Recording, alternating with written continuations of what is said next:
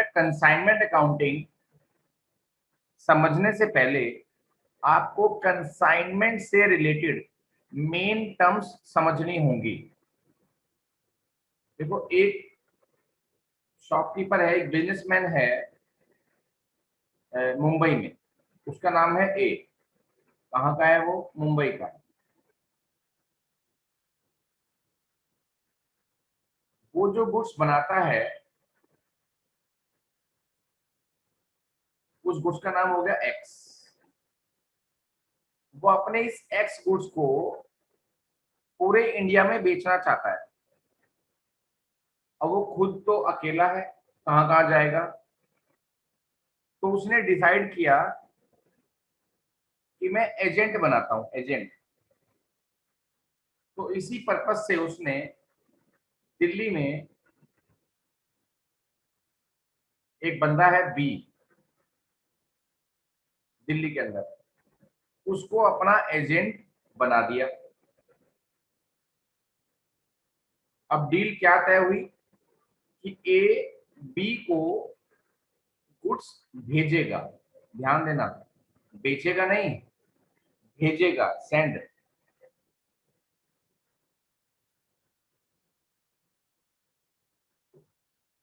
जब A B को goods भेजेगा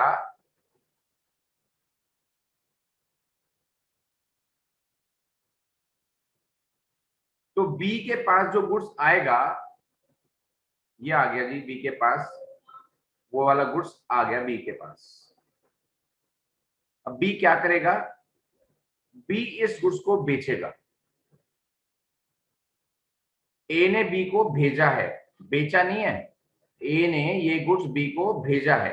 इस भेजने को बोलते हैं कंसाइन करना।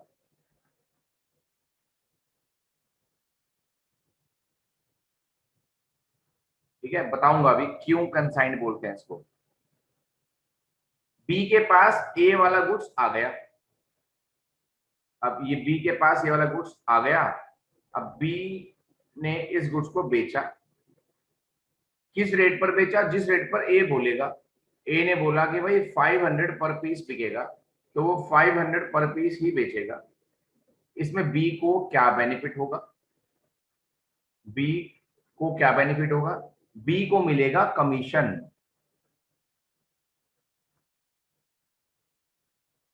परसेंटेज में 2%, 3%, 5%, 10%, जो भी इनका आपस में एग्रीमेंट होगा, उस एग्रीमेंट के हिसाब से बी को मिलेगा कमीशन। ठीक है।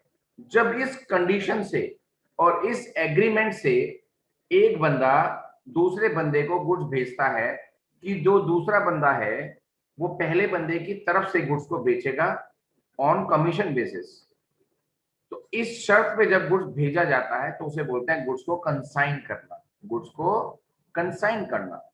एंड देयर एग्रीमेंट, उन दोनों के बीच में जो एग्रीमेंट है उस एग्रीमेंट को बोला जाता है agreement of consignment. Agreement of consignment. उस केस में ए जो भेजने वाला है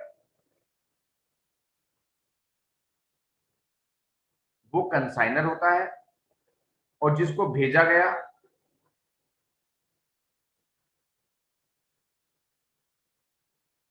वो कंसाइनी होता है।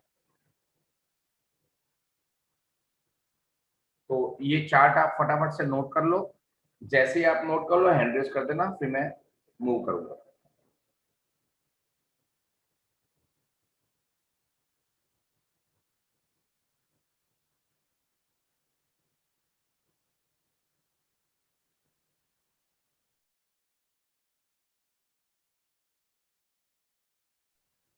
यस, अब थोड़ा आगे चलते हैं इससे।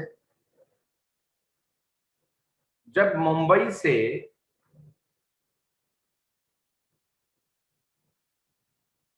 और बी के पास गुड्स जाएगा दिल्ली में, तो इन बिटवीन कुछ खर्चे होंगे। भाई गुड्स यहां से यहां जाएगा तो भेजने में कुछ खर्चे तो करने पड़ेंगे। ठीक है। मुंबई वाला जब यहां से गुड्स को रवाना करेगा, ठीक है, ट्रांसपोर्ट पर भेजेगा या रेलवे स्टेशन पे भेजेगा, जहां भी भेजेगा, ठीक है।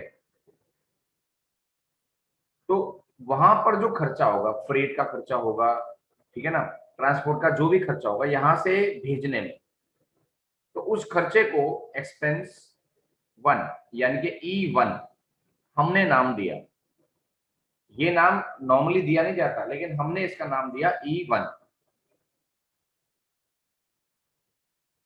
ठीक है बेटा। अब यहां से गुड्स पहुंच गया दिल्ली स्टेशन तक,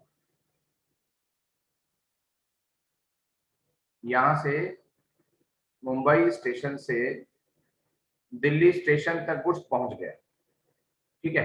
और खर्चा क्या हुआ, E1। यहां से यहां तक का सारा खर्चा हुआ E1। ठीक। अब बी अपना बंदा भेजेगा दिल्ली स्टेशन और वहां से गुड्स लेकर आएंगे, तो वहां से यहां तक लाने में जो खर्चा होगा उसको बोला जाएगा E2। मुंबई से दिल्ली स्टेशन तक E1, दिल्ली स्टेशन से बी की दुकान तक या बी के बिजनेस प्लेस तक का जो खर्चा होगा उसको बोला जाएगा E2। और आने के बाद उस गुड्स पर किए जाते हैं सेलिंग एक्सपेंस, गुड्स को बेचने के लिए, ठीक है ना, सेलिंग एक्सपेंस या होल्डिंग एक्सपेंस। अब गुड्स तो आ गया, अब उस गुड्स को मैं कहाँ रखूंगा, गोडाउन में रखूंगा, क्योंकि गुड्स की क्वांटिटी बहुत ज्यादा होगी। तो गोडाउन का रेंट हो गया, गोडाउन का इंश्योरेंस हो गया, गुड्स को बेचने के लिए एडवर्टाइजमेंट किया, वो सारे खर्चे कहलाएंगे, उनका नाम यहां लिख देता हूं E3। उन सारे खर्चों को बोलेंगे E3।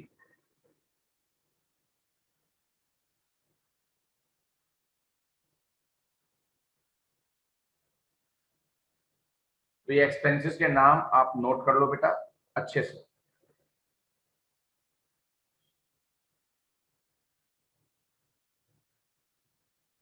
और रिकॉर्डिंग को जब दोबारा वॉच करोगे आप, तो जो मैं बोल रहा हूँ उन सेंटेंसेस को भी, जो इंपॉर्टेंट बातें होंगी उनको भी सेंटेंस फॉर्म में आप रूल कॉपी में लिख लेना, उतना स्पेस आप छोड़ के चलो। अकाउंटिंग में सारा खेल रूल कॉपी का है। जिसने रूल कॉपी प्रॉपर बना ली, जिसकी रूल कॉपी जितनी ज्यादा रिच होगी उसकी अकाउंटिंग उतनी ज्यादा रिच होगी। किसी को कोई बात करनी होगी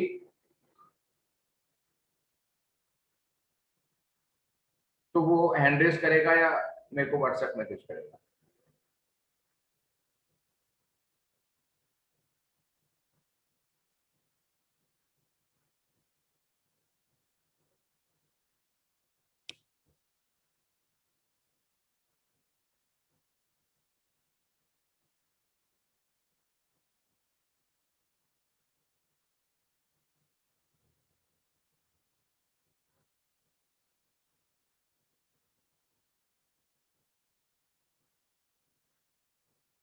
नोट करते ही हैंड रेज कर देना।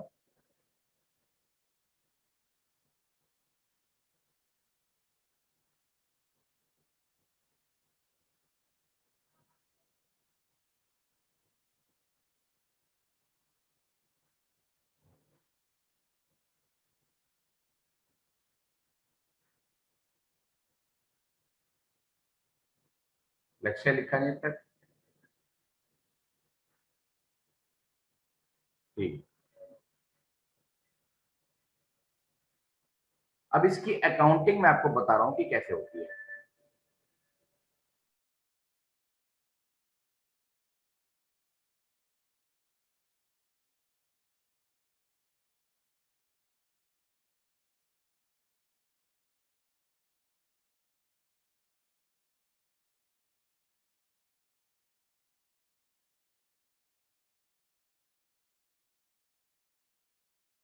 Accounting for consignment.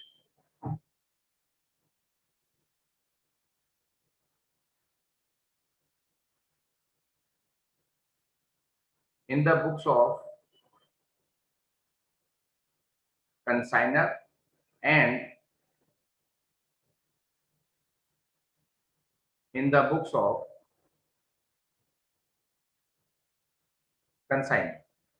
दोनों की बुक्स में होती है अलग अलग तरह की अकाउंटिंग, और अलग अलग अकाउंट बनते हैं उनके पर्पस के हिसाब से, ठीक है। लेकिन मैं आपसे आज बात करूंगा in the books of consignor. Consignor की बुक में अकाउंटिंग कैसे होती है। इसमें जो मेन अकाउंट होता है जो पूरे चैप्टर में आपको मेनली बनाना है, मोस्टली क्वेश्चन में बनाना है, ऑलमोस्ट ऑल क्वेश्चन में बनाना है, वो जो मेन अकाउंट है वो है कंसाइनमेंट अकाउंट।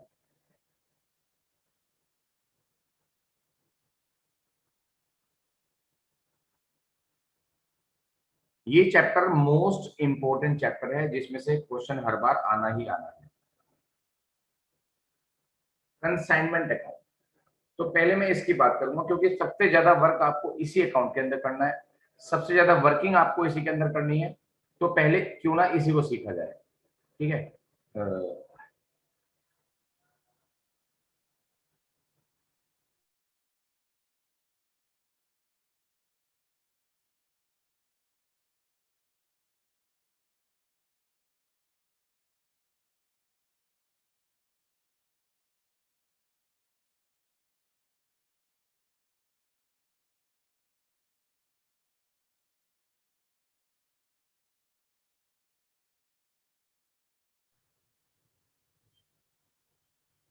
ऐसे लिखते हैं, consignment to dot dot dot dot account. To का मतलब उस एजेंट के प्लेस का नाम, consignment to Delhi account, consignment to Indore account, consignment to Muzaffarnagar account, consignment to Chandigarh account. इस तरीके से करके जहां जहां पर हमारे एजेंट होंगे उन सबके लिए कंसाइनमेंट अकाउंट अलग से बनेगा।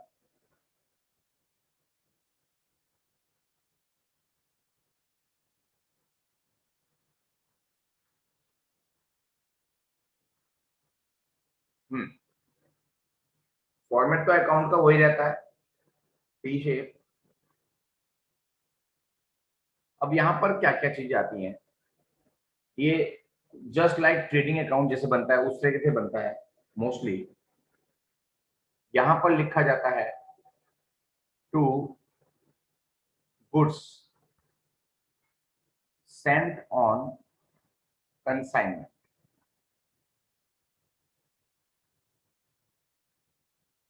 आप ये फॉर्मेट बना लो मेरे सामने, साफ साफ लाइन से ड्रॉ कर लो, आधे पेज से ज्यादा लगेगा इसमें। फिर लिखवाता हूँ आपसे, फिर मेरे साथ साथ लिखते रहना।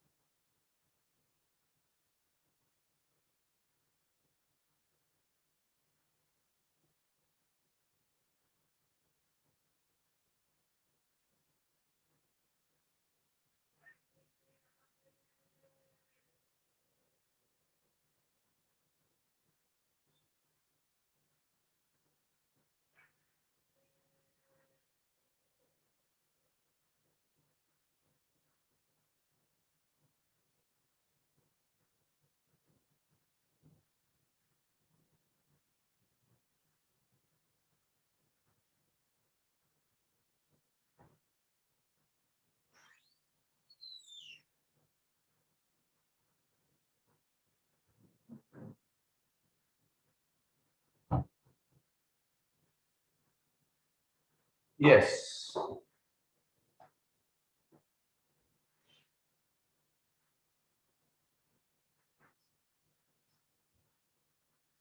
Good Saint on consignment account.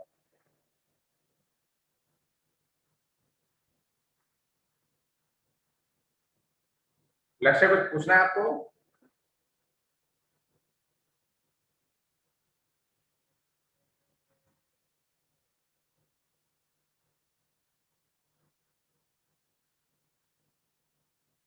Ayushman कुछ पूछना है।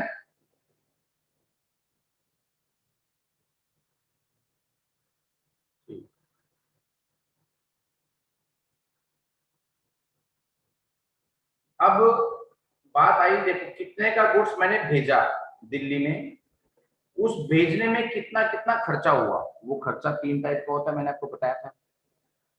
तो जो पहला खर्चा है वो तो खुद पे करता है कंसाइनर, और कंसाइनर की ही बुक्स है, क्योंकि जो अकाउंटिंग हो रही है ये इन द बुक्स ऑफ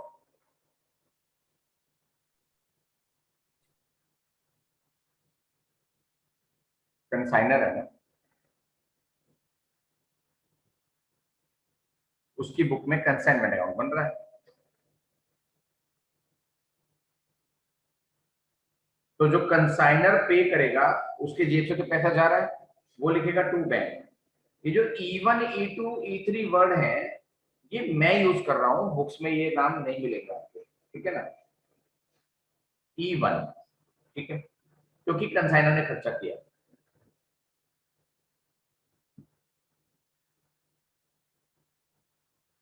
लेकिन जो E2 और E3 होंगे वो खर्चे कौन करेगा? वो करेगा कंसाइनी, क्योंकि कंसाइनी स्टेशन जाएगा, माल छुड़ा के लाएगा गुड्स, और गोडाउन में लाने के बाद उस पे सेलिंग एक्सपेंस, एडवर्टीजमेंट वगैरह जो करेगा वो भी कंसाइनी करेगा। तो कंसाइनी के सारे खर्चे होंगे, खर्चे हैं तो कंसाइनर के, लेकिन पे कौन कर रहा है उस टाइम पर? कंसाइनी। तो कंसाइनी को उसका क्रेडिट मिलेगा, कंसाइनर कंसाइनी का नाम यहाँ पर लिखेगा, ठीक है। तो यहाँ पर थोड़ा सा स्पेस और मिल जाए मुझे।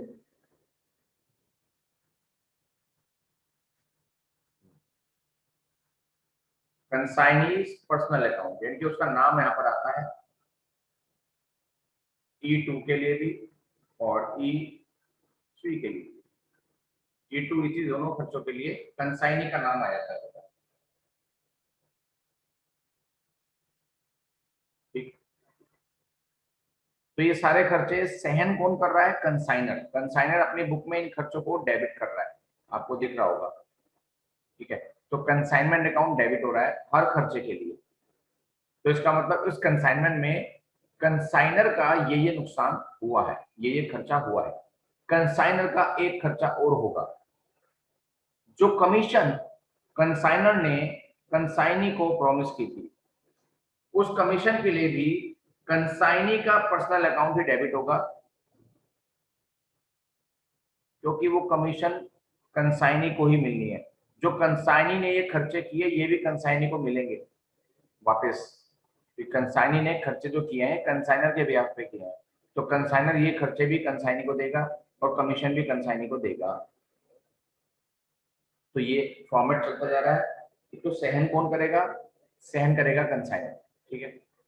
ये बेसिक फॉर्मेट बता रहा हूँ, क्योंकि अभी कुछ और चीजें भी आएंगी, जब क्वेश्चन एडवांस बनेंगे तो कुछ और चीजें भी आएंगी। अभी मैं फिलहाल बेसिक फॉर्मेट बता रहा हूँ ताकि चैप्टर स्टार्ट हो सके। अब जब गुड्स बिकेगा तो यहां पर आएगा, वो कंसाइनर के लिए खुशी की बात है, उसकी तरह उसके लिए एक रेवेन्यू जनरेटिंग प्रोसेस है गुड्स का बिकना।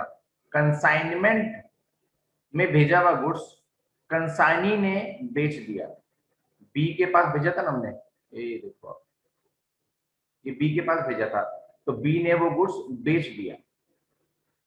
अब बेच दिया तो उस गुड्स पे, उस पैसे पे, उस सेल पे किसका हक है? कंसाइनर का हक है। तो कंसाइनर, पैसे हैं किसके पास? जो गुड्स बेचा है पैसे हैं किसके पास? कंसाइनी के पास। उस पे हक किसका है? कंसाइनर का। तो कंसाइनर अपने क्रेडिट साइड में लिखेगा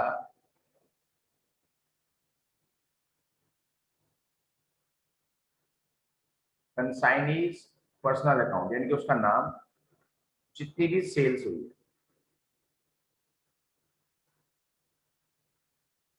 जितनी भी सेल्स हुई है उसमें कंसाइनी के नाम को डेबिट किया जाएगा और कंसाइनमेंट अकाउंट को क्रेडिट किया जाएगा, जितनी भी सेल्स हुई है। फॉर्मेट बनाओ फटाफट, जल्दी करो।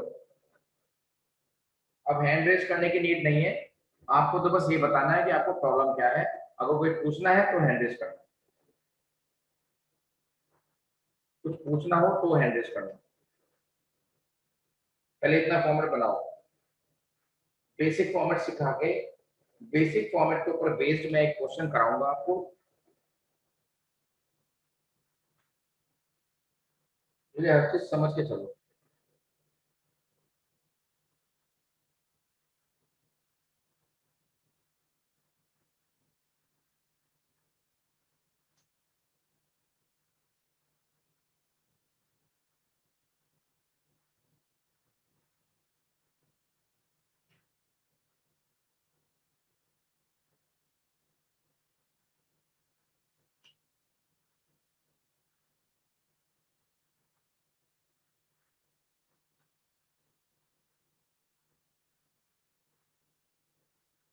अब जैसे मैंने भेजे थे उसके पास 1000 पीसेस, 1000 पीसेस मैंने भेजे थे कि ये बेच देना, और उसने बेचे 900 पीसेस, 100 पीस बच गए, तो वो क्लोजिंग स्टॉक माना जाएगा और यहाँ पर लिखा जाएगा, वो क्लोजिंग स्टॉक माना जाएगा।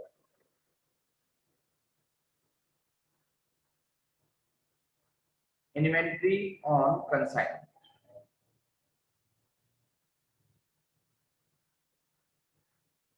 वो स्टॉक बच गया।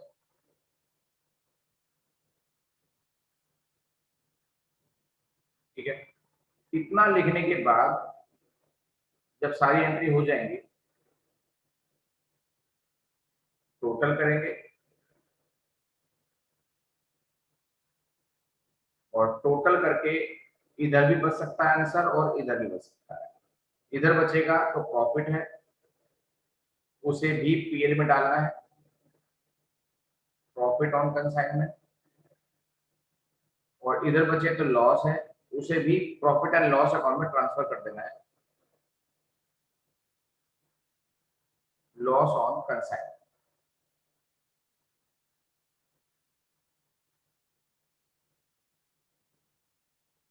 फॉर्मेट नोट करो, फॉर्मेट में कोई क्वेरी हो तो हैंड रेस करो, कोई क्वेरी नहीं है तो मैं सीधा सीधा क्वेश्चन कराना स्टार्ट कर दूंगा अभी।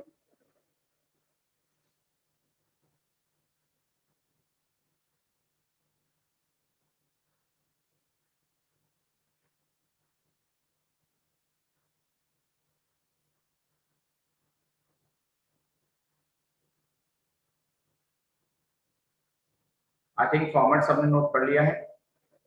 अब हम लिखेंगे क्वेश्चन।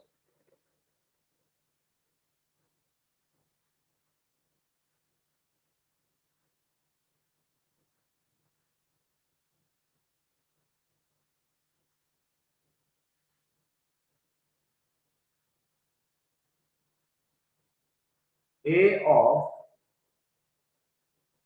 मुंबई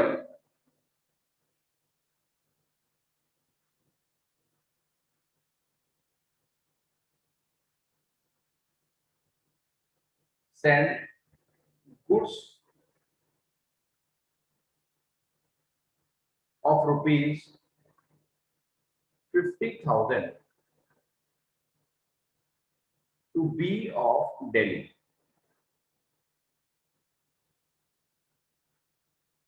और कंडीशन बता दी कि on consignment.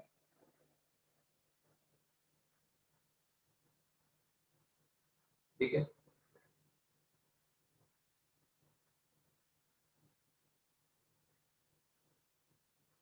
A paid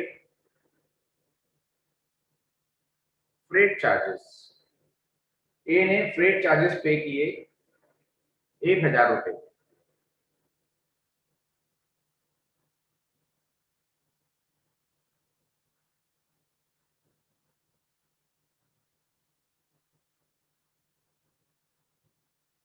be spent on carriage of the goods, इसी गुड्स के ऊपर बी ने जो कैरेज खर्चा किया वो किया 400 rupees.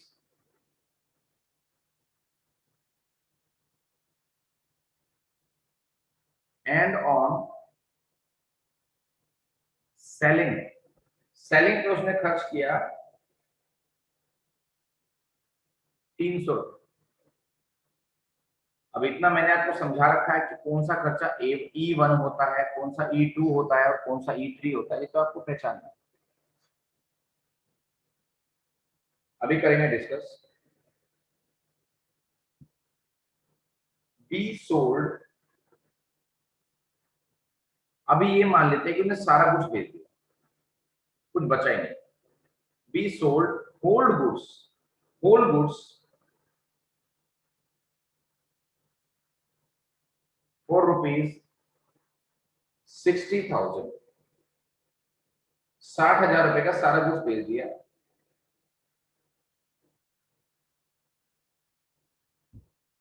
Eight a commission 5%, 5% commission पर बेचा। प्रिपेयर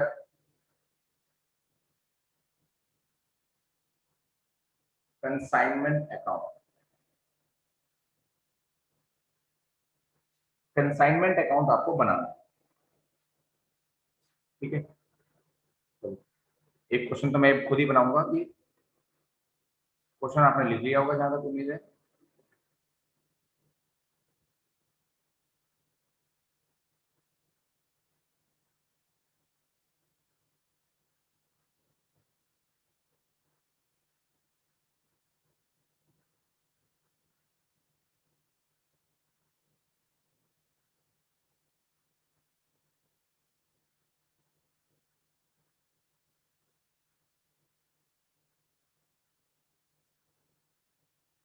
लेफ्ट हैंड कंसाइनर का क्या क्या खर्चा है, एक तो उन्हें गुड्स भेजा,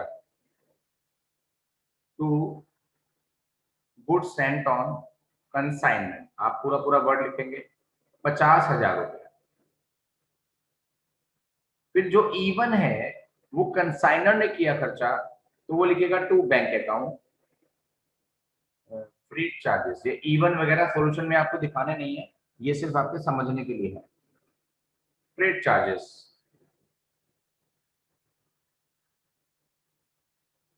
और जो E2 E3 है वो कंसाइनर ने किए हैं, तो यहाँ पर बी लिखा जाएगा।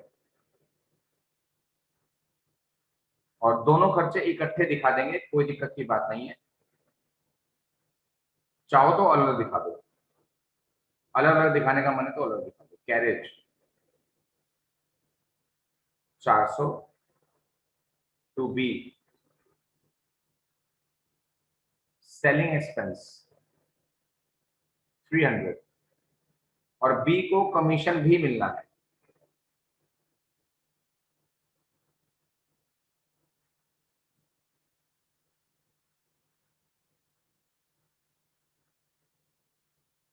कमीशन कितना आएगा वो देख लेंगे। सेल का 5%, सेल हुई है 60,000, तो कमीशन बैठेगा 3,000, 5%, ठीक है। इन लेफ्ट हैंड साइड वाले आइटम में कोई भी परेशानी हो, कैसी भी दिक्कत हो, हैंड रेस करो या मैसेज करो। प्रॉब्लम को पूछ के ही चलना है, प्रॉब्लम को छुपाना नहीं है।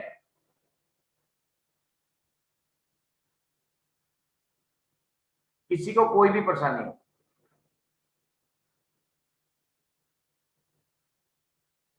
हाँ लक्ष्य। सर नमस्ते। सर जो सर अमाउंट स्पेंड करा है सर कैरेजर उस पे सेलिंग पे, हाँ सर उसे सर हमने पे नहीं करा, मतलब ये बात लिखी भी नहीं है, हम एज्यूम करेंगे। नहीं, पे कहाँ करा, अभी तो बी के नाम डाला, बी को क्रेडिट किया कि बी को ओ, कंसाइनर ये भी देगा, ये भी देगा और ये भी देगा, क्योंकि बी के पास अभी सेल किया हुआ गुड्स का पैसा भी तो आएगा ना, तो उसमें से ये वाले खर्चे काट के वो बाकी पैसे उससे ले लेगा वापस। Okay sir. अभी पे नहीं किया, कंसाइनर सिर्फ ये वाला खर्चा पे करता है, बाकी खर्चे नॉर्मली कंसाइनी ही पे करता है, तो इसलिए कंसाइनी का नाम आएगा। कुछ ना लिखा हो तो यही मानते हैं। ठीक है sir, thank you sir. Okay. अब गुड्स बिक गया, बिक गया तो इधर आएगा बी का नाम, बाय बी सेल्स हो गई 60,000 रुपए की। स्टॉक बचा नहीं है तो इसलिए इन्वेंट्री बढ़ यहाँ पे आएगा नहीं। तो कंसाइनमेंट अकाउंट हमने पूरा बना लिया, बस टोटलिंग करनी बाकी है। आप लोग टोटलिंग करके पीएल बचाएं, कितना बच रहा है और कहाँ बच रहा है मुझे व्हाट्सएप करें तुरंत।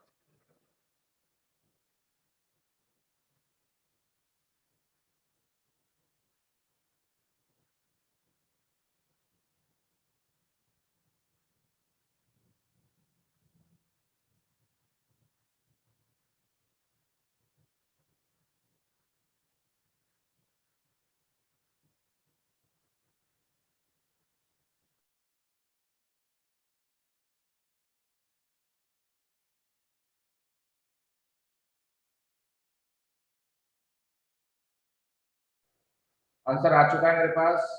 आयुष्मान का, लक्ष्य का, यश शर्मा का, तीनों का आंसर बिल्कुल सही है। देखो, जब डेबिट और क्रेडिट लिखने की बात आए ना बैलेंस पे, तो बड़ा मुद्दा आता है। आपको ये देखना चाहिए कि जो आपने आंसर निकाला, आंसर इज 5300। बाकी सब बच्चे चेक कर लेंगे, प्रॉब्लम आएगी तो पूछ लेंगे। सैम का आंसर आ गया मेरे पास, वो भी सही है। तो ये आंसर आपने लिखा तो डेबिट में है, और to profit and loss account लिख दिया आपने। हाँ, शगुन शगुन ने तो सॉल्यूशन ही भेज दिया। ठीक किया बेटा।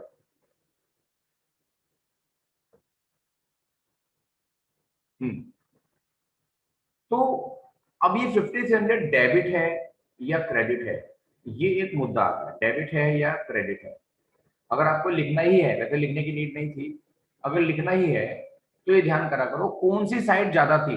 डेबिट साइड ज्यादा थी या क्रेडिट साइड ज्यादा थी। बेटा क्रेडिट साइड ज्यादा थी, तभी तो आंसर यहाँ बच रहा है। तो ऐसे आंसर को अगर 5300 लिखना भी पड़े कि डेबिट या क्रेडिट, तो ये क्रेडिट होता है। ठीक है, ये ध्यान रखना।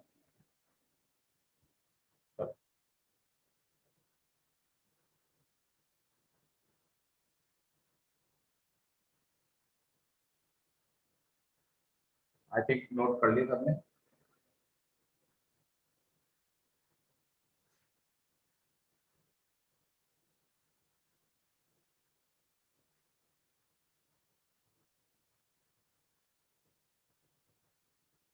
अब एक क्वेश्चन और लिखें।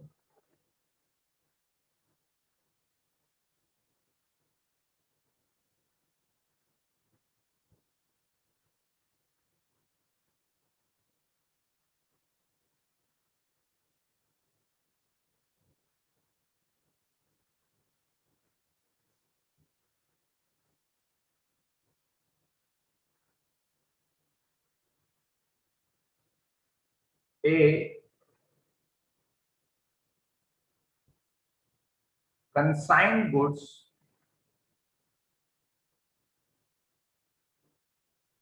ऑफ ₹40,000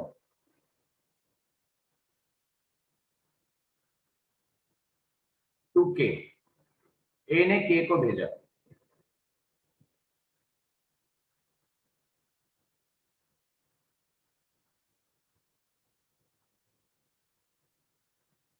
एक्सपेंसेस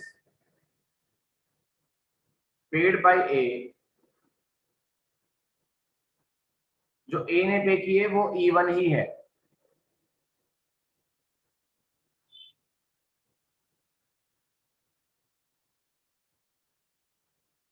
पेड बाय के, जो के ने पे किए।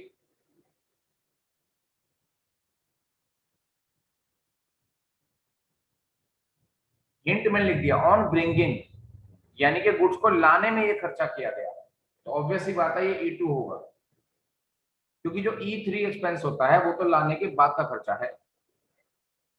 On bringing ₹2000।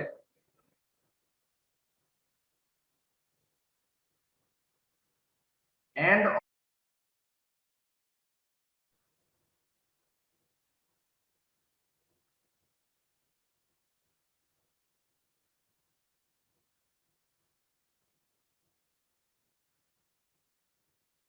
हम्म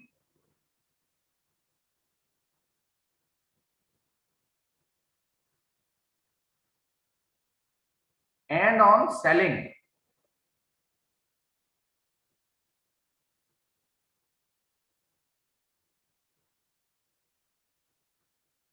₹1500। ठीक है, ये खर्च हो गए। अब आगे बताया कि जो के ने गुड्स बेचा है वो सारा नहीं बेचा इस बार। 3/4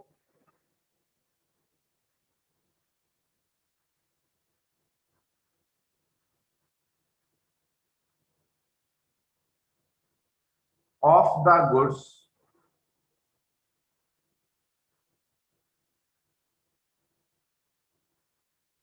सोल्ड बाय के।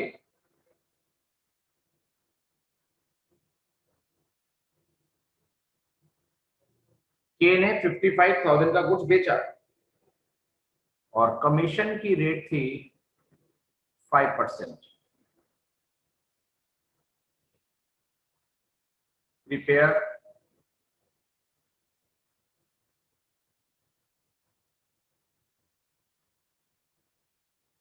Consignment account. कंसाइनमेंट अकाउंट बनाना है।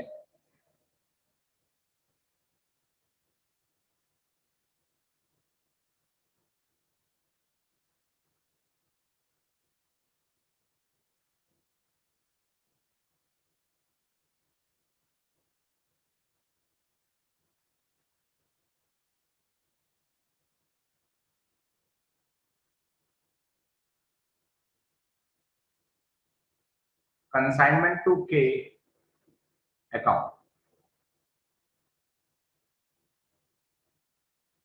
आप लोगों से जितना बनता है मेरे साथ साथ बनाओ इसको, जितना आप बना सकते हो मेरे साथ साथ बनाओ बेटा। जहां आप अटकोगे वही इस क्वेश्चन में एक नया रूल होगा जो मैंने सिखाना है आपको।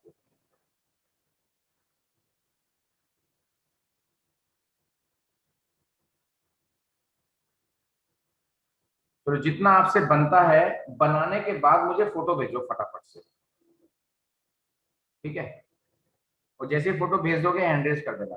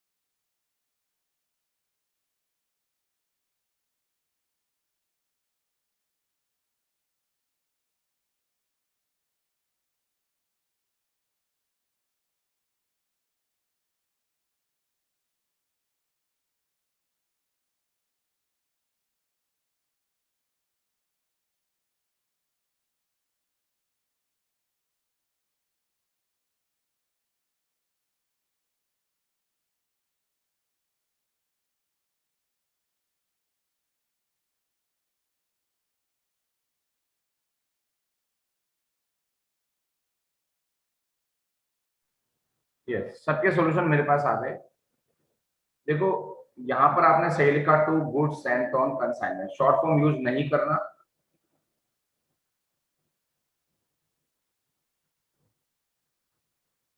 E1 के लिए आयुष्मान ध्यान करना, E1 के लिए E1 नहीं लिखा जाएगा, टू बैंक लिखा जाएगा।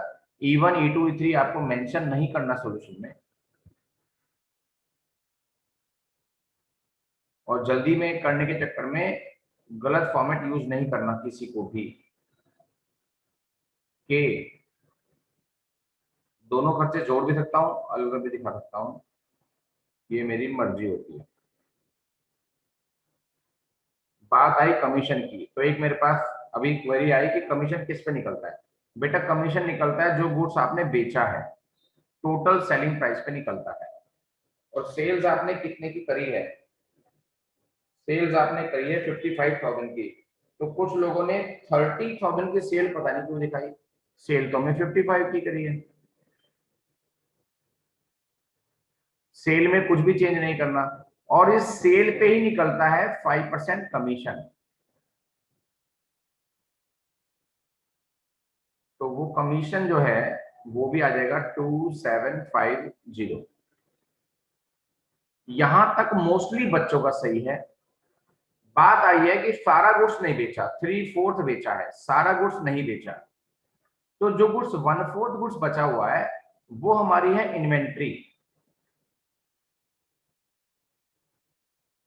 इन्वेंट्री ऑन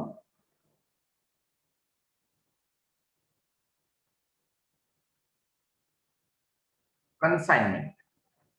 ठीक है, इन्वेंट्री निकालना इसमें एक टेक्निकल प्रोसेस है। इन्वेंट्री इजीली नहीं है। कुछ बच्चों ने क्या किया कि 40,000 वाला गुड्स था, ठीक है ना, उस 40,000 का 3/4 किया, 40,000 का 3/4 किया, तो वो तो 30,000 को तो यहाँ पे सेल मान लिया कुछ बच्चों ने, जबकि सेल हुई है 55 की, तीसरी सेल नहीं हुई है। और 1/4 निकाला 10,000 रुपया, और उसे उन बच्चों ने इन्वेंट्री मान लिया। मैं इस 10,000 रुपए को पूरा रॉन्ग नहीं कह रहा हूं, मैं कह रहा हूं कि ये इनकम्प्लीट है।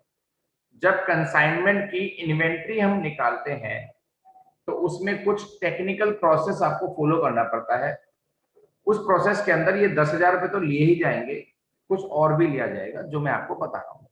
ठीक है, तो इन्वेंट्री कैसे निकालते हैं वो मैं आपको बता रहा हूँ। इन्वेंट्री निकालने के अलावा आपको कोई भी प्रॉब्लम है तो पहले वो हैंड रेस करके पूछ लो।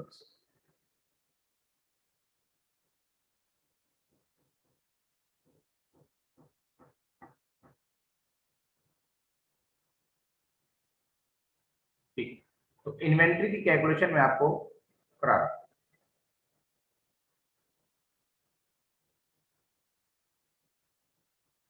Calculation of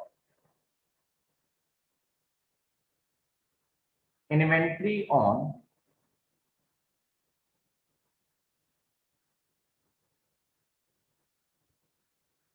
consignment. कंसाइनमेंट की इन्वेंट्री हम कैसे निकालेंगे?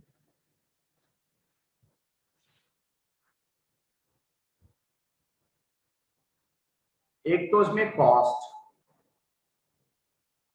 एक E1 और एक E2, यानी कि गुड्स हमारे गोडाउन तक आने, गुड्स पर हमारे गोडाउन तक आने तक का सारा खर्चा उस गुड्स में ऐड होगा, उसका प्रोपोर्शनेट एक्सपेंसेस। कैसे? कॉस्ट कितनी है? 1/4 है। टोटल गुड्स की कॉस्ट थी 40,000, तो 1/4 हो जाएगी 10,000। यहां तो आप सब जिन्होंने निकाला था वो सही था। शगुन, आपने इन्वेंट्री क्यों नहीं लिखी? ध्यान दिया करो पूरा। 3/4 तो बिका है बेटा, तो हम तो इन्वेंट्री निकाल रहे हैं। इन्वेंट्री का मतलब जो बचा हुआ है, तो वो तो 1/4 ही है। ठीक है, E1 टोटल कितना था? टोटल था 30,000 का, तो उस 30,000 का भी 1/4, क्योंकि खर्चे भी प्रोपोर्शनेट ही ऐड होने हैं, पूरे पूरे नहीं। वो तो सारे गुड्स पे था 3,000, तो हमें तो खाली उस पे देखना है जो बचा हुआ स्टॉक है, बचा हुआ स्टॉक है। तो कितना हो गया? E2, E2 था 2,000, तो उसका भी 1/4 लिया जाएगा।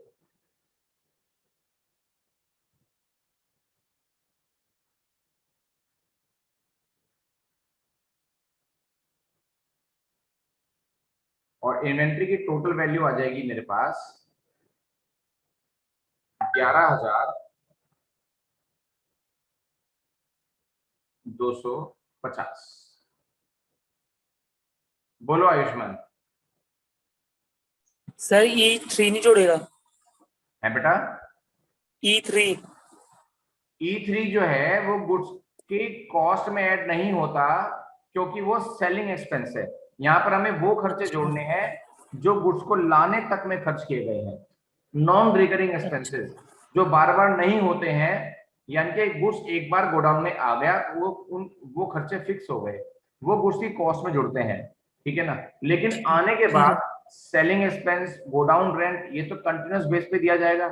ऐसे खर्चों को बोलते हैं रिकरिंग एक्सपेंस, वो खर्चे ऐड ठीक है नहीं होते उसकी ठीक कॉस्ट है में। सर। हाँ, वो सेलिंग एक्सपेंस है। ठीक है सर। तो ये 11,250 will be shown as inventory on consignment. 11,250 ये दिखाने के बाद, पहले आप इसे नोट कर लो अच्छे से। ये दिखाने के बाद आप कंसाइनमेंट अकाउंट का टोटल करेंगे, और जो आंसर आएगा मुझे आंसर भेजो फटाफट से।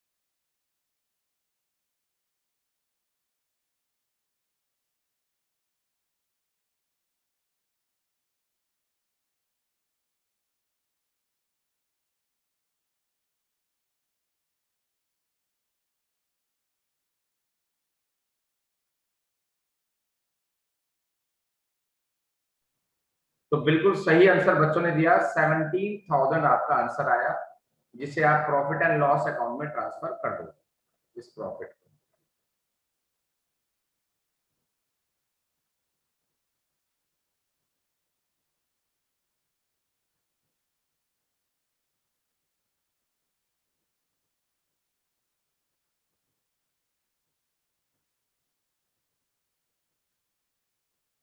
तो यहां तक के प्रोसेस से कुछ जर्नल भी आप इजीली बना सकते हैं।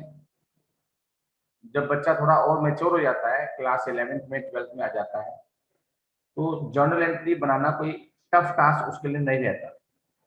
हाँ, कोई बच्चा साइंस से शिफ्ट हुआ, नॉन कॉमर्स साइड से शिफ्ट हुआ है, तो उसको थोड़ी परेशानी होती है, तो वो मुझसे पर्सनली कॉन्टेक्ट करेगा और मैं उसको गाइड करता रहूंगा।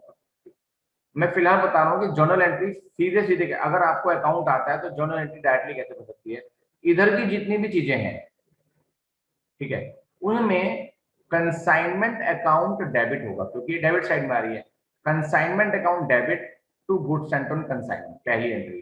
Consignment account debit to bank account, जब E1 पे करते हैं। E2 E3 और कमीशन के लिए कंसाइनमेंट अकाउंट डेबिट टू के, ये तीन हो जाएंगे। प्रॉफिट बचा है consignment account debit to profit and loss account. बड़ी सिंपल सी एंट्री हो गई। इधर की चीजों के लिए के डेबिट, ये के डेबिट होगा to consignment. Inventory on consignment debit to consignment. तो बड़ा इजी प्रोसेस है जनरल एंट्री को समझने का भी। तो बेसिक एंट्रीज तो इजीली इसी तरीके से समझी जा सकती हैं, जो बेसिक एंट्रीज है।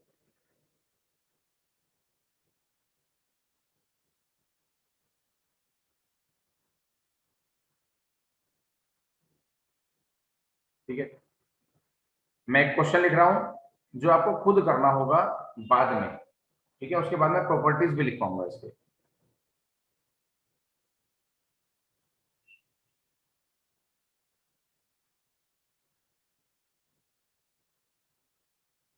जे of Saharanpur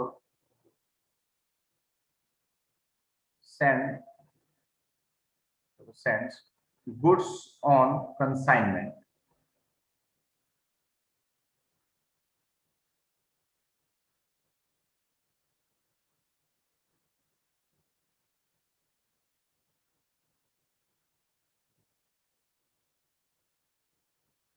to K of Ambala, ₹1,00,000। 1,00,000 वाला गुड्स हमने कंसाइन कर दिया अंबाला, ठीक है।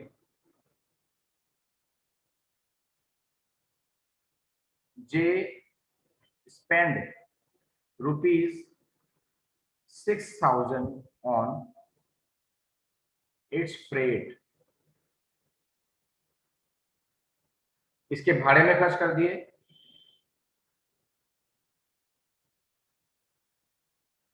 के spend ₹5,000 on carriage and ₹2,000 as godown rent, godown का किराया दिया।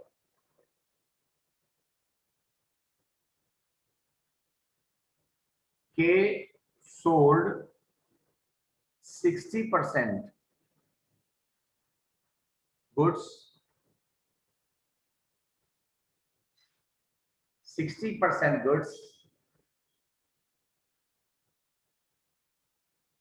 for ₹92,000।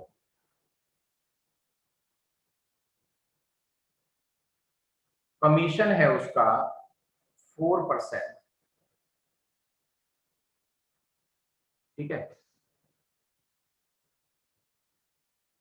Prepare consignment account and give journal entries in the books of J. J कौन है? कंसाइनर। कंसाइनर की बुक में आपको कंसाइनमेंट अकाउंट बनाना है और जर्नल एंट्री देनी है। जर्नल एंट्री बनाने का प्रोसेस मैंने आपको समझाया, बड़ा आसान है। ठीक है, ये क्वेश्चन आप नोट करो, फिर हम आगे चलते हैं। थोड़ा सा नोट करते ही हैंडल्स कर देते हैं।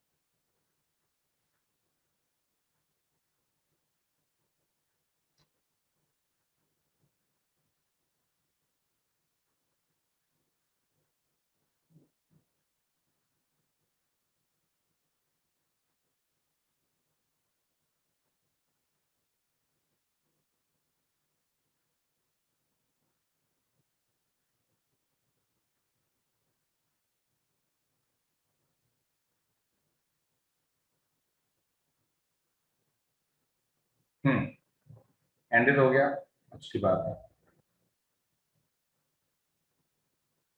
हाथ नीचे कर लो।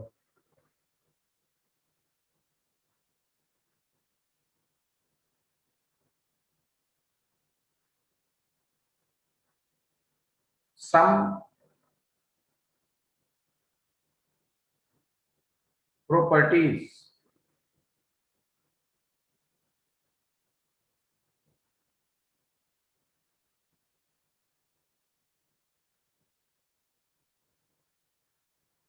अब तक के डिस्कशन से और कुछ हिडन प्रॉपर्टीज निकल के आती हैं, वो मैं आपको लिख पा रहा हूं।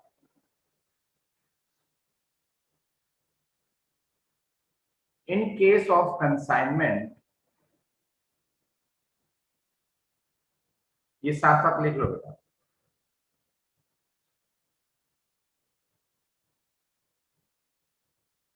Ownership of the goods remains with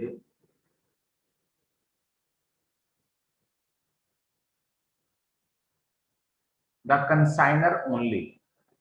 goods की ओनरशिप कंसाइनर के पास रहती है, ओनरशिप चेंज नहीं होती बेटा।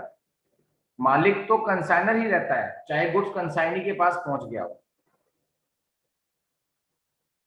ओनरशिप कब ट्रांसफर होती है?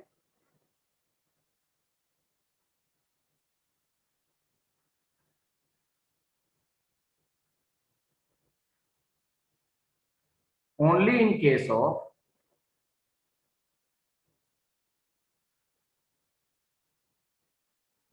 जब एक बंदा, in case of selling the goods, जब आप गुड्स को बेच देते हैं तभी ओनरशिप ट्रांसफर होती है, अदरवाइज ओनरशिप ट्रांसफर नहीं होती। कंसाइनमेंट के केस में ट्रांसफर नहीं होती। गुड्स का मालिक कंसाइनर ही रहता है, चाहे गुड्स सारा कंसाइनी के पास पड़ा हो। दूसरा,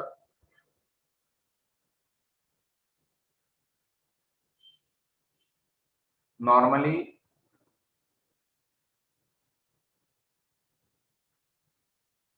the consignee recovers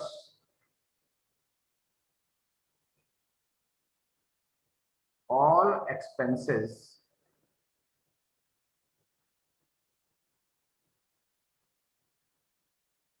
made by him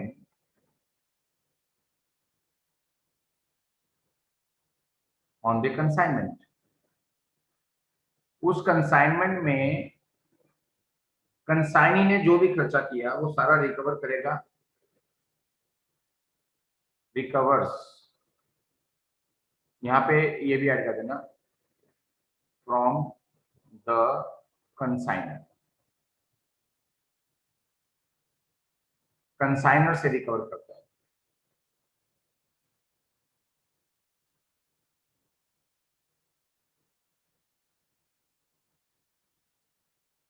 ठीक है,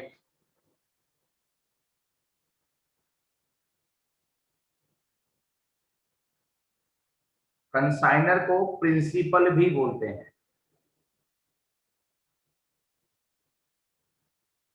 कंसाइनर को प्रिंसिपल भी बोलते हैं।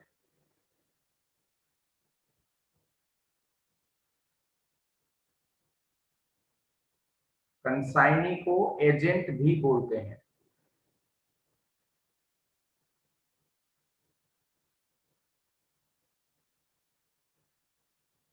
तो जो प्रिंसिपल है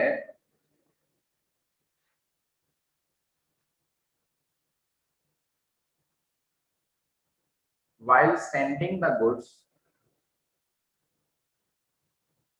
to the agent, जब वो एजेंट को गुड्स भेजता है,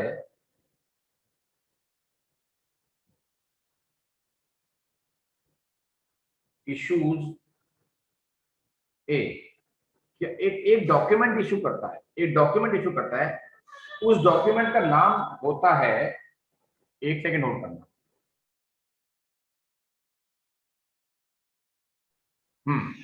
उस डॉक्यूमेंट का नाम होता है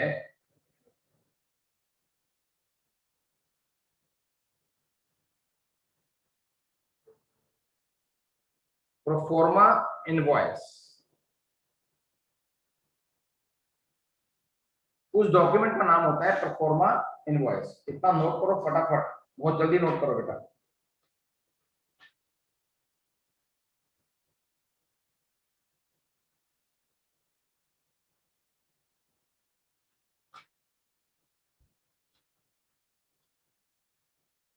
जल्दी से नोट करो फटाफट।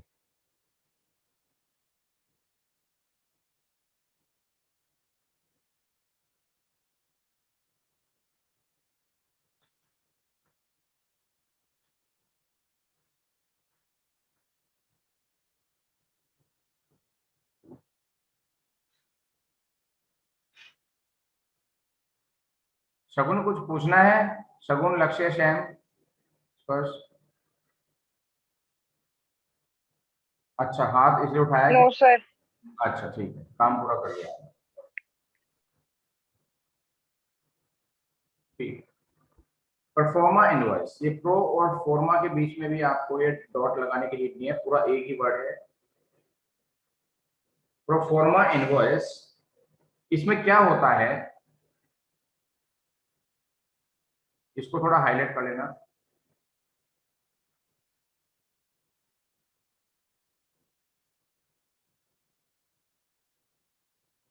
Detailing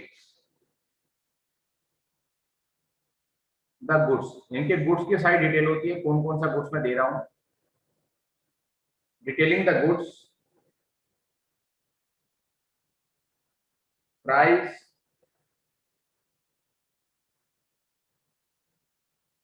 and other conditions. आपस में कोई एग्रीमेंट हुआ है तो वो सब चीजें, एग्रीमेंट की हर बात उसमें वो लिख देता है।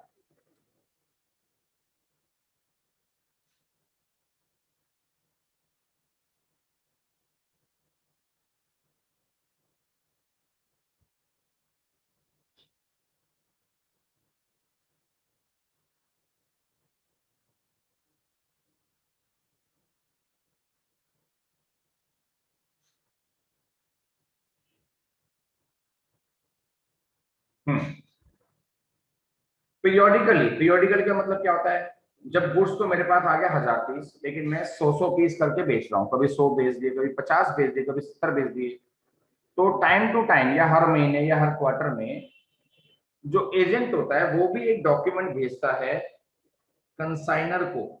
एजेंट भी एक डॉक्यूमेंट भेजता है कंसाइनर को time to time. The agent लिखेंगे, द एजेंट सेंड्स दी, एक डॉक्यूमेंट भेजता है, उसका नाम होता है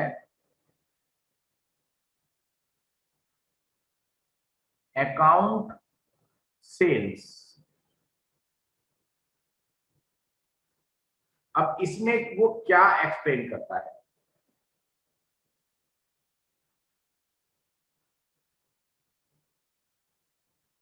to the principal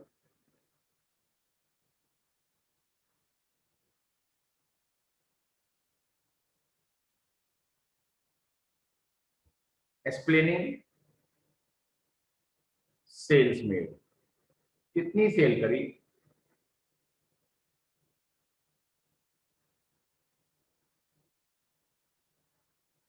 expenses done, कितना खर्चा किया,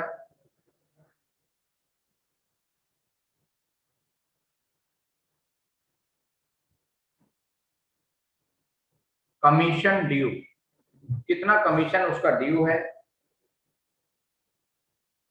एंड रिमेनिंग अमाउंट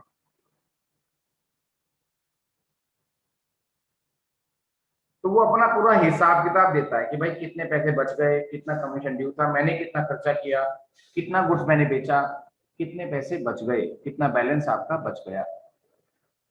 तो ये सब बताने के लिए वो एक डॉक्यूमेंट इशू करता है एजेंट, उसे बोलता है अकाउंट सेल्स।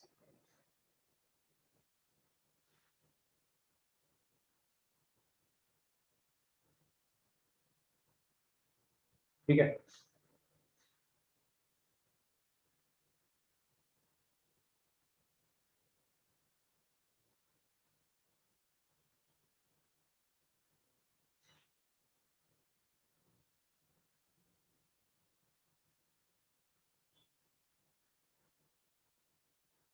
ये कंसाइनमेंट चैप्टर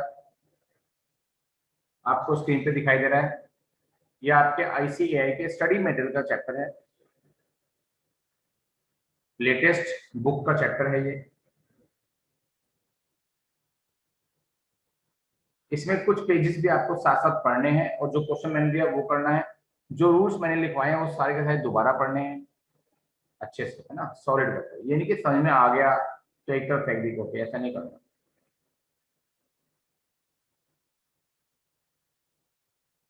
एक तो बेटा ये meaning of consignment account, page number note कर लो 6.50, meaning of consignment account note करो।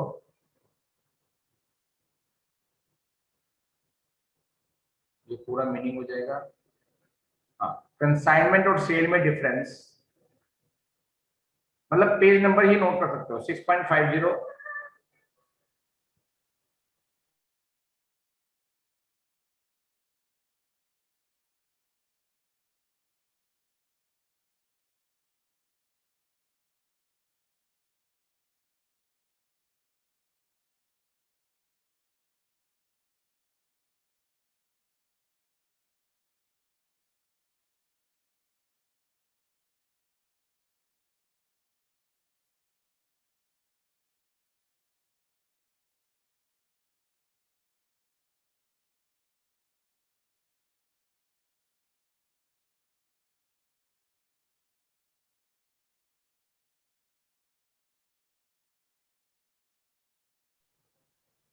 यस, 6.51 पेज भी आप नोट कर लो। ये सारा रीड करना है, इनमें जो जो प्रॉब्लम्स आती है ना थ्योरी में भी, क्योंकि थ्योरी हम अलोंग विद फिनिश करते जाएंगे जितनी पॉसिबल होगी, और उस थ्योरी को साथ साथ करते रहेंगे, ठीक है ना। जैसे किसी लाइन में प्रॉब्लम आ रही है तो उस लाइन को अंडरलाइन कर लेंगे, क्वेश्चन मार्क लगा देंगे। कोई पॉइंट आपको इंपॉर्टेंट लगता है तो उसको भी अंडरलाइन कर लेंगे, ठीक है ना। और मतलब उसको कुछ भी साइन दे देंगे, स्टार दे देंगे या राइट लगा देंगे, कुछ भी कर देंगे। मतलब जैसे कोई लाइन की लाइन बनती है, एक इंपॉर्टेंट पॉइंट निकल के आता है ऐसे। अब ये चीज मैंने आपको बताई है कि कंसाइनर की बुक में एंट्री कैसे होती है, तो ये भी आपको अच्छे से पढ़ना है, पढ़ने का काम काफी है। तो ये पेजेस आप कंटिन्यूस नोट करेंगे। इसमें कुछ चीजें ऐसी हैं जो आपको समझ नहीं आएंगी, ठीक है ना। जैसे कि मैं आपको बता दूं, ये डेल कैडर कमीशन, ऐसी चीजें आपको समझ नहीं आएंगी, उनको आप टिक कर लेना, क्योंकि इनका रूल बाद में आएगा, इनका रूल अभी से नहीं आएगा।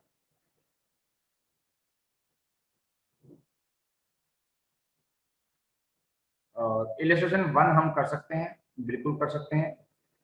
इलिस्ट्रेशन 1 आपको करनी है, टेंशन ना लो, काम ज्यादा नहीं मिलेगा। 1 कर लिए, एक तो 1 करेंगे बस, और एक क्वेश्चन मैंने आपको दिया वो करेंगे। 1 में आप एंट्रीज कर सकते हैं और सिर्फ कंसाइनमेंट अकाउंट बना सकते हैं। कंसाइनमेंट अकाउंट के बाद जो अकाउंट्स बने हुए हैं वो आप नहीं बना सकते, वो दिखाता हूँ मैं आपको, क्योंकि वो मैंने आपको सिखाया नहीं अभी। एक दिन में सब कुछ क्या सिखा दूं, ये आप नहीं बना सकते, ठीक है ना। तो ये बाद में होंगे।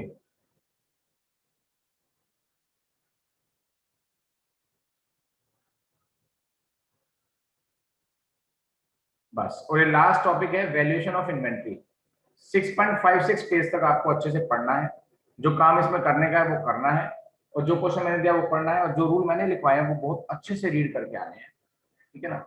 मुझे लग रहा है कि इससे ज्यादा हम आगे लेके चलेंगे तो थोड़ा बर्डन बढ़ जाएगा। नया चैप्टर है, नई बात है, बड़ा चैप्टर भी है ये, ठीक है। तो आज आप इतना ही कर लो, यहाँ तक आपको वैल्यूएशन इन्वेंट्री तक सारा करना है, बस यहाँ तक, ठीक है। किसी कोई बात करनी हो तो वो भी कर सकता है, कोई बात नहीं करनी तो बाय बाय, क्लास को लीव कर सकते हैं।